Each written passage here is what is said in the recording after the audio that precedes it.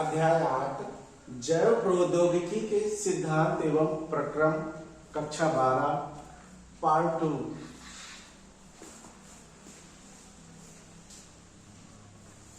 अगला टॉपिक है आपका पुनर्योगज डीएनए अणु का क्लोनिंग।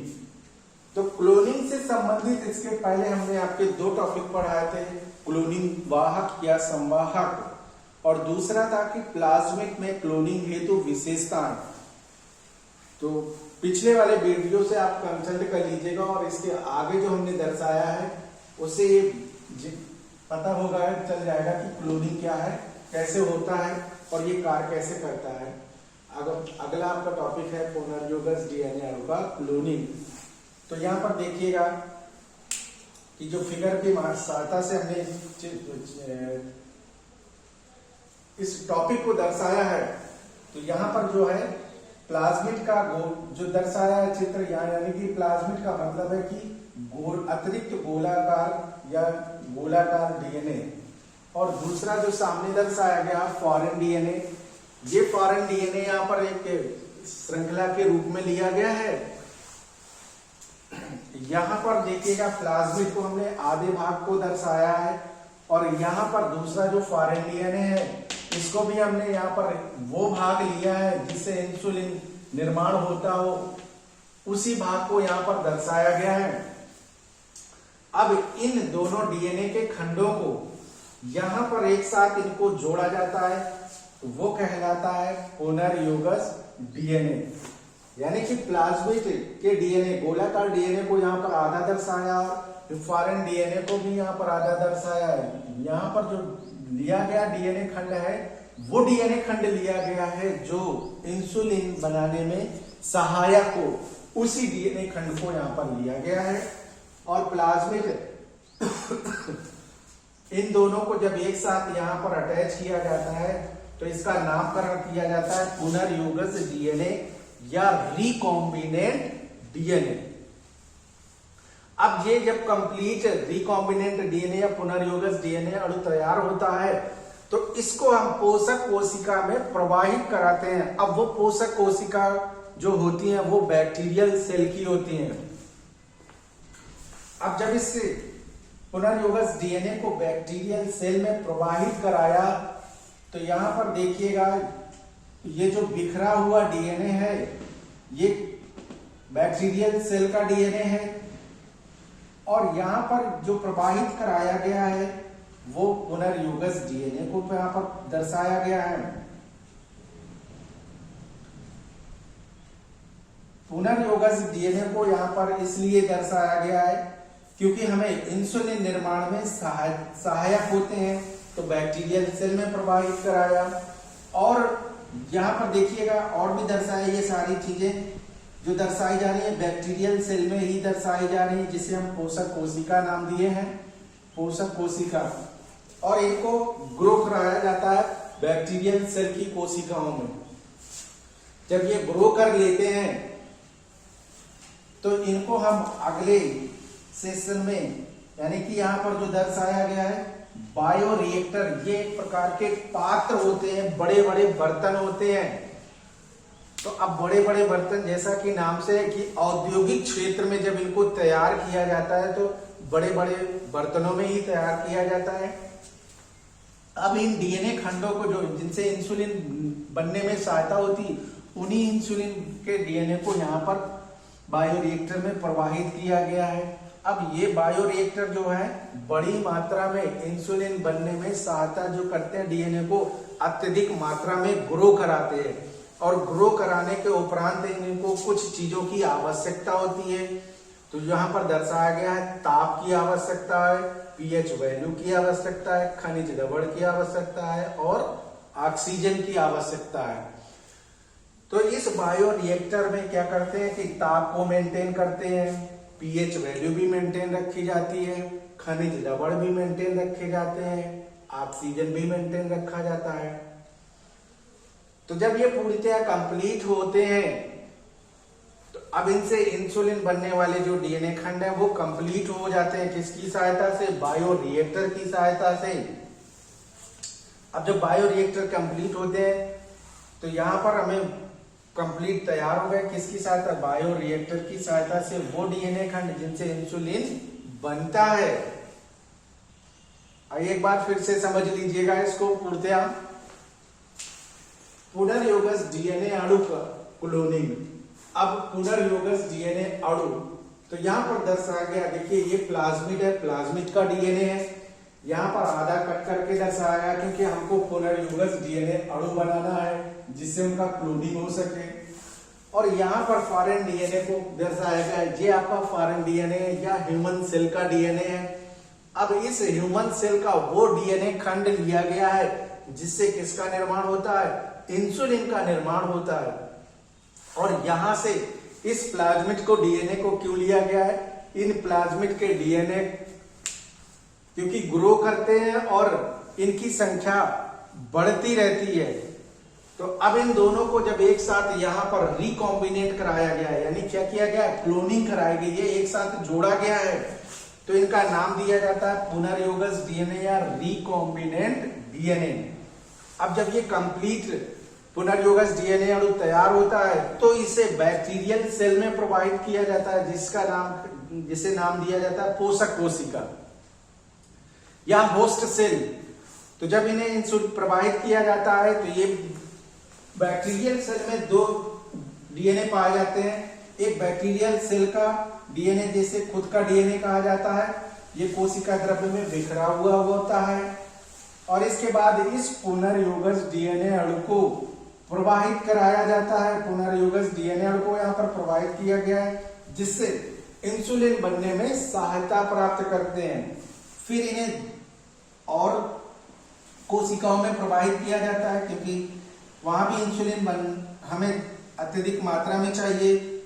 फिर दूसरे में प्रवाहित करके दिखाया गया है। तो यहाँ पर क्या होता है कि जब बैक्टीरियल सेल में इसे प्रवाहित कराया जाता है तो इन बैक्टीरियल सेल में देखिए हमने यहाँ पर फिलहाल दो ही चित्र दर्शाए, तो इनको ग्रो कराया जाता है बैक्टीरियल सेल की कोशिकाओं में। तो ग्रो कराया जाता है तो अत्यधिक मात्रा में ग्रो कर लेते हैं। उसके बाद फिर औद्योगिक क्षेत्र में इन्हें प्रवाहित कराते हैं। औद्योगिक क्षेत्र का मतलब है कि वहां पर जो बायो रिएक्टर, ये बड़े बड़े पात्र होते हैं, फिर इनको निकाल करके इसमें प्रवाहित कराया जाता है। ये बड़े बड़े बर्तन होते हैं, इनमें प्रवाहित करने के बाद इन्हें ताप मेंटेन किया जाता है। इन जो पात्र है बायो रिएक्टर के, तो इनको ताप मेंटेन करके रखा जाता है। पीएच वैल्यू की कितनी आवश्यकता है उसको मेंटेन किया जाता है। खनिज लवण की कितनी आवश्यकता है वो भी मेंटेन रखा जाता है। और इसके बाद ऑक्सीजन को भी मेंटेन रखा जाता है क्योंकि अत्यधिक मात्रा में कोई भी चीज ना हो। इन्हें फिक्स रूप में जो जिन चीजों की आवश्यकता होती है, किसको? इंसुलिन के जो यहाँ पर डीएनए खंड दर्शाए गए हैं, इनको ग्रो कराने के लिए अत्यधिक मात्रा में आवश्यकता होती है। यही था आपका पुनर्योगज डीएनए अणु का क्लोनिंग। तो एक बार फिर से अपना फिगर को देख लीजिएगा और समझ लीजिएगा किस प्रकार से डीएनए अणु का क्लोनिंग होता है।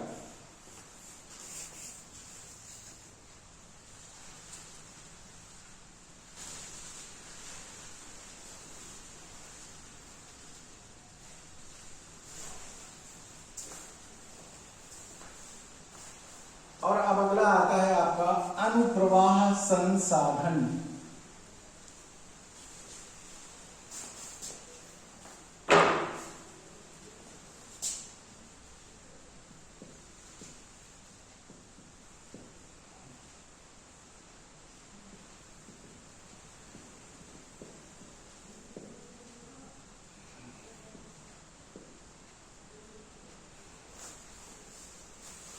तो इसी टॉपिक से ये रिलेटेड है आपका अनुप्रवाह संसाधन। तो अनुप्रवाह संसाधन क्या है कि यहां पर देखिएगा जो बायो रिएक्टर का पात्र दर्शाया गया है, तो इसमें से जो डीएनए दर्शाए गए हैं वो इंसुलिन बनने वाले डीएनए दर्शाए गए हैं। तो यहां पर देखिएगा दूसरे फिगर में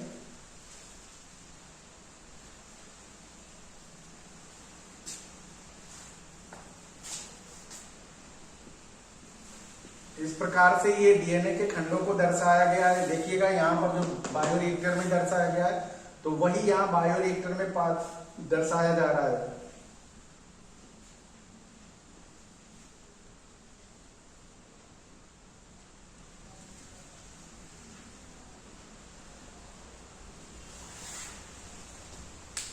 अब जब यहाँ पर पुनर्योगज डीएनए उनका क्लोनिंग कंप्लीट होता है, यानी कि इंसुलिन निर्माण कंप्लीट हो जाता है, तो यहाँ पर बायोरिएक्टर का ये एक फिगर दर्शाया गया, यहाँ दूसरा फिगर जो दर्शाया गया है, तो वही चीज दर्शाएगी। ये जो डीएनए अणु है तो किस लिए कंप्लीट कराया गया था कि इंसुलिन का निर्माण हो। अब यहाँ पर कंप्लीट डीएनए पूरी तरह हो गया है, यानी कि इंसुलिन जो बनने के लिए था वो इंसुलिन बन चुका है। अब हमें इसकी आवश्यकता है इनको बाहर निकालने के लिए। तो अब इनको बाहर निकालने के लिए क्या किया जाता है, तो जो अगला टॉपिक है आपका वही है कि अनुप्रवाह संसाधन।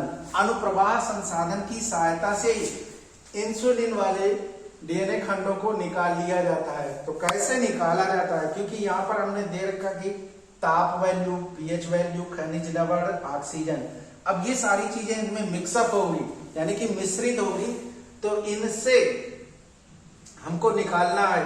तो इनमें जब ये सारी चीजें यहाँ पर दर्शाई जाती हैं, यानी इस प्रकार से होंगे, तो ये शुद्ध रूप में नहीं होंगे, इस प्रकार से। अब इन्हें हमें शुद्ध रूप में ही तो बाहर निकालना है, तो इनको क्या किया जाता है, जैव संश्लेषित पदार्थों की सहायता से इन्हें परिष्कृत किया जाता है।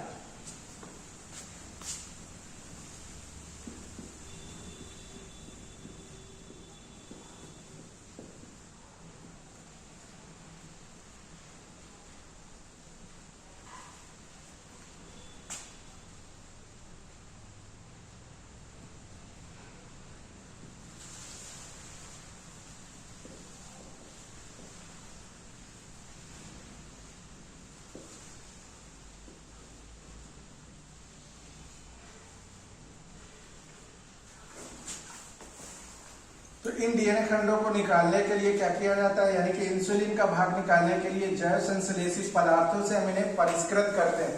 परिष्कृत करने का मतलब है कि शुद्ध रूप में इन्हें निकाला जाता है, और निकालने के उपरांत इन्हें कंप्लीट किया जाता है, यानी तैयार किया जाता है। शुद्ध रूप में जब इनको निकाल लिया गया इंसुलिन के डीएनए भागों को, फिर इसे कंप्लीट तैयार किया जाता है और मार्केट के लिए इन्हें लाया जाता है, जिससे इनकी मार्केटिंग हो सके।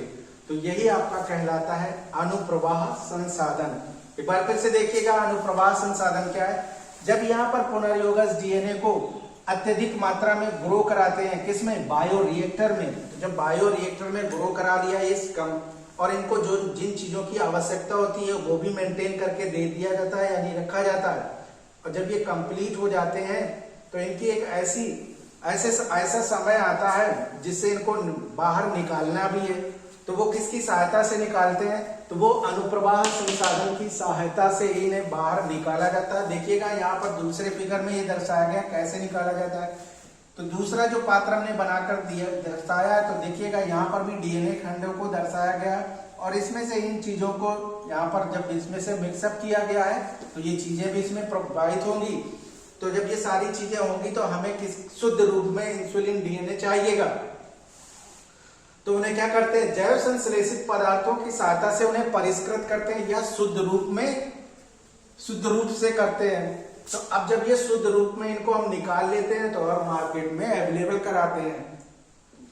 यही आपका कहलाता है अनुप्रवाह संसाधन। तो यहीं से आपके चैप्टर की समाप्ति होती है। ये लास्ट हेडिंग थी आपके इस चैप्टर की, अनुप्रवाह संसाधन।